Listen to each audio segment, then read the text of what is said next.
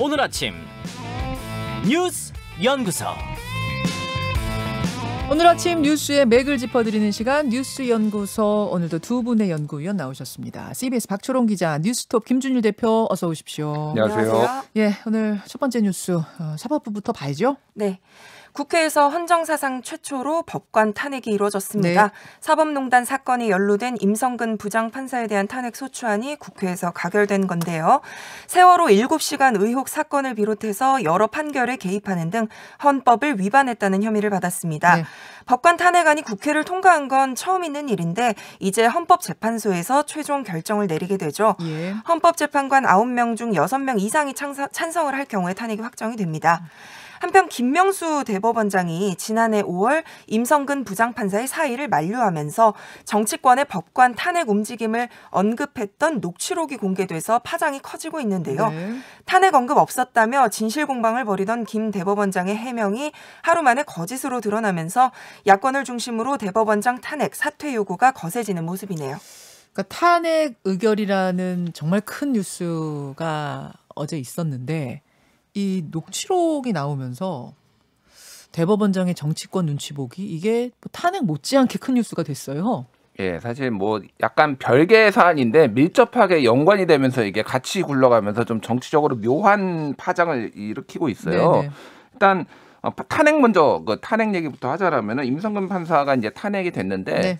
이제 향후 이제 헌재에서 어떻게 이것을 판단할 것이냐에 대해서 몇 가지 쟁점들이 좀 있는 것 같아요. 네. 첫 번째는 이제 1심에서 무죄를 받았거든요, 임성근 판사가. 근데 그렇죠. 탄핵이 됐어요. 그래서 당시에 직권남용에 대해서 무죄를 했는데 이게 그러니까 위헌적이라는 표현을 재판부는 썼습니다. 위헌적이긴 하지만은 직권이 없기 때문에 남용도 없다라는 논리인데 한마디로 얘기하면은 그때 당시에 이거를 이제 빨간 펜으로 수정을 했거든요. 한마디로 얘기하면은 그거를 할 만한 위치에 있지 않았다. 그러니까 이거는 일종의 월권이긴 하지만 직권남용 아니었다라는 건데 이게 이제 어떻게 받아들여질지 헌재에서. 위헌이라는 단어는 분명히 썼잖아요. 그것을 바탕으로 어제 탄핵은 이루어진 것이고. 예. 법원에서의 1심은 어떤 형사적인 판단이었던 거고. 그렇죠. 예. 그래서 현재가 어떻게 생각할 것인가 이제 이게 하나 쟁점이라는 거고요. 그렇죠. 근데 두 번째도 연결이 되는데 이거를 이제 대법 판결까지 본 게 아니라 1심 판결만 보고 지금 이거를 선고를 한 거예요. 그러니까 탄핵을 추진을 한 거예요. 네네. 그러니까 이제 여러 가지 논점이 생기는 거죠. 그러니까 임성근 판사가 퇴직하기 전에 해야 되는 시간적 문제가 있었으나 네. 이거를 지금 그 위헌적이라는 표현이 2심에서나 대법원에서 빠질 수도 있는 거잖아요. 그러니까. 1심 판결문에 있었던 그 위헌적이라는 표현이 예. 2심, 3심까지 유지되겠는가? 예. 그것도 쟁점이다. 그러니까 뭐 이제 그거를 이제 헌재에서 그거를 얘기는 하진 않겠지만 하여간 1심 자체가 이걸로 이제 볼 수 있는 없느냐까지 약간 이제 넓혀서 봐야 되는 그런 문제까지 있는 예. 거고. 세 번째는요. 이거는 이제 뭐 헌재랑은 관련 없죠. 이제 판사 길들이기 논란이 이제 지금 정치권에서 이루어지고 있는데 이제 그런 것 같아요. 이제 전체적으로 지금 최근에 그 법관 탄핵이란 단어가 임성근 판사에 대해서 나오기 전에 정경심 재판부 그리고 최강욱 의원 그 재판부에 대해서 나왔거든. 그거를 열린민주당과 민주당 의원들이 직접 언급하거나 아니면 간접적으로 언급을 했어요. 탄핵을. 예. 그렇다라고 하면은 이거는 본인들에게 불리한 내용이 나오면 앞으로 탄핵하겠다라는 거냐 이런 논란을 스스로 자초한 거거든요. 여권에서. 물론 임성근 판사는 이 건이 아니고 예. 과거 건이지. 과거 사법농단과 연루된 건이긴 하지만 타이밍이 묘하게 얽히면서 이제 사법부 길들이게 하는 거 아니냐라는 이제 오해가 생기게 됐다 이 말이죠. 지지자들도 아니고 의원들이 직접 이렇게 아니면 당직자들이 그렇게 얘기를 했다라는 거가 이 논란이 앞으로도 계속될 것이고 여기에 이제 김명수 대법원장의 눈치 보기까지 겹쳐지면서 네. 정치적 파장이 상당할 것이다 이렇게 볼 수밖에 없는 거죠. 그래요. 이제 정치적 파장까지 지금 분석을 해주셨는데 박초롱 기자.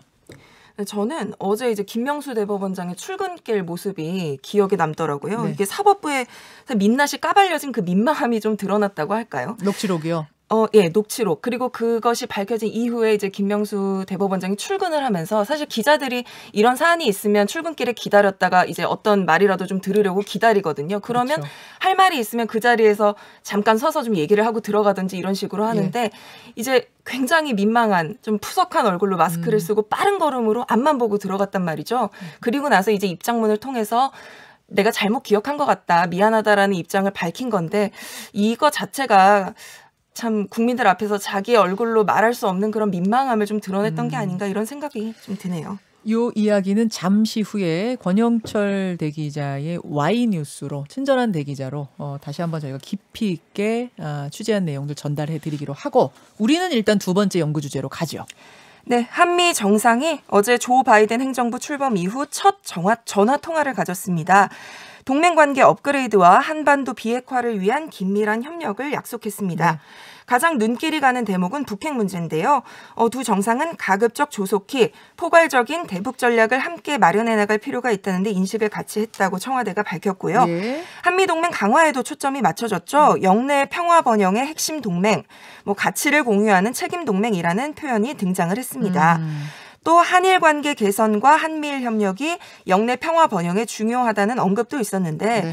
그간 트럼프 행정부에서 도외시했던 한일 관계가 미국의 개입으로 회복이 될 수 있을지도 관심입니다. 청와대는 두 정상이 서로 농담을 건네고 웃음도 터뜨리면서 화기애애한 분위기에서 대화를 이어갔다고 밝혔네요. 32분 대화했다는 거죠? 32분. 그러면 이게 짧은 시간이 아니에요. 예. 그렇죠? 네, 실제는 이제 이게 통역도 있고 그래서 또 생각보다 엄청 긴 시간도 아니에요. 반 정도 되겠네요. 10분 정도. 예. 그래서 이제 어제 이제 내용을 보면은 첫 번째 이제 한반도 문제가 중요하게 다뤄졌는데 방금 박청 기자가 얘기했듯이 포괄적인 대북 전략을 마련해야 된다라는 거고 이렇게 바이든 대통령이 얘기했다고 합니다.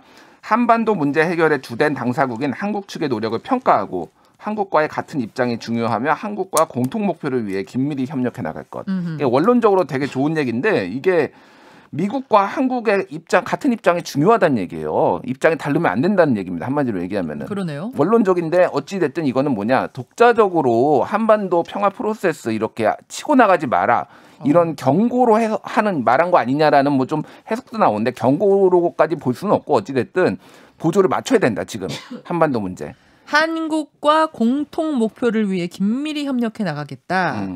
이건 뭐 그냥 원론적으로 해석하자면 미국이 우리한테 맞출 수도 있는 거고 또 우리가 미국에게 맞출 수도 있는 거고 어디에 방점을 찍느냐에 따라 좀 다를 수는 있겠네요. 그렇죠. 근데 어찌 됐든 같은 입장을 해야 된다라면은 먼저 치고 나가지 말라라는 어느 쪽이든 뭐 그쪽으로 이제 해석이 될 수도 있는 거고 어찌 됐든 포괄적이라고 하는 거는 지금까지 그 트럼프 대통령이 했던 방식은 다 anything but 트럼프거든요. 그거를 다 이제 무시한다기보다는 뒤집고 이제 가겠다라는 거. 그래서 영내 동맹 그게 이제 한미 동맹하고 지역 한미일 동맹까지 이어지는 거예요. 다음 문제에서 그렇죠. 한미 동맹 매우 강화를 했는데 특히 한일 관계 얘기도 나왔거든요.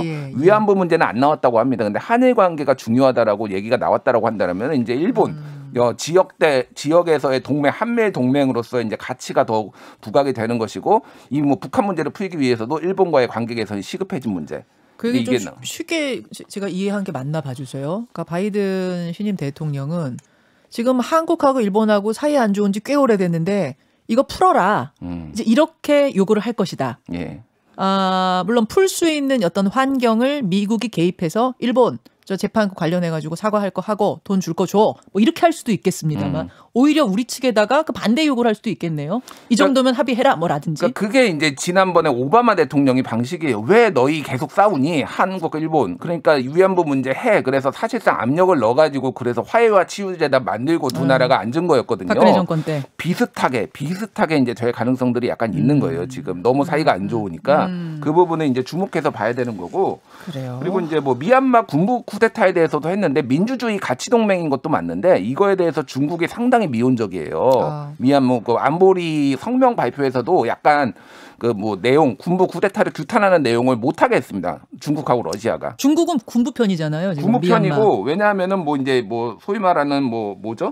1대1로 사업, 육상 해로 뭐 실크로드에 미얀마가 굉장히 중요한 위치를 차지하기 때문에 전략적으로도 그래서 약간 미얀마 편 군부 편을 들고 있어요. 네. 그래서 거기에 대항하는 미얀마 쿠데타를 언급했다라는 거는 중국을 견제하는 의미로도 어제 그게 나왔다. 이제 볼 수가 있는 거죠. 우리 대통령하고 통화하는데 미얀마 얘기를 했다. 그렇죠. 이 얘기는 지금 미얀마에서 미중 간의 어떤 충돌이 벌어질 가능성이 굉장히 높아졌는데 이때 우리 편 들어라, 미국 편 들어라라는 어떤 시그널을 좀 준 건 아닌가? 그렇죠. 그러니까 민주주의 가치 동맹이라는 것에 이제 방점을 찍은 거죠, 그러니까. 그래요. 그래요. 자, 이런 것들이 그 32분 통화 안에 담긴 어떤 깊은 행간입니다. 덧붙일 말 있습니까, 박 기자? 이번에 청와대가 한미 관계가 문제없다는 그런 사인을 굉장히 강력하게 주려고 노력을 한 것으로 보여요. 예를 들면 뭐 대체적으로는 그러니까 다 그런 것은 아닙니다만 대체적으로는 청와대랑 이제 미국 백악관이랑 통화를 했을 경우에 이제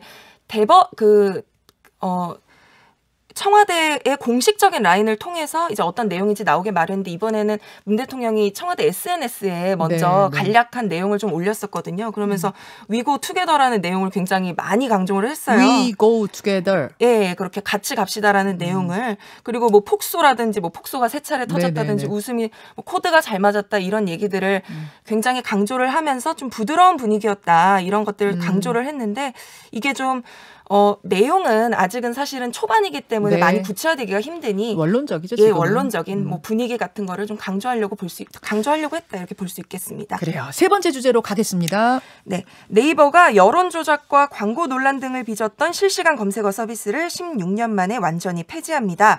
오는 25일부터 포털의 급상승 검색어 서비스와 모바일 네이버 홈의 검색 차트 판이 종료가 되는데요.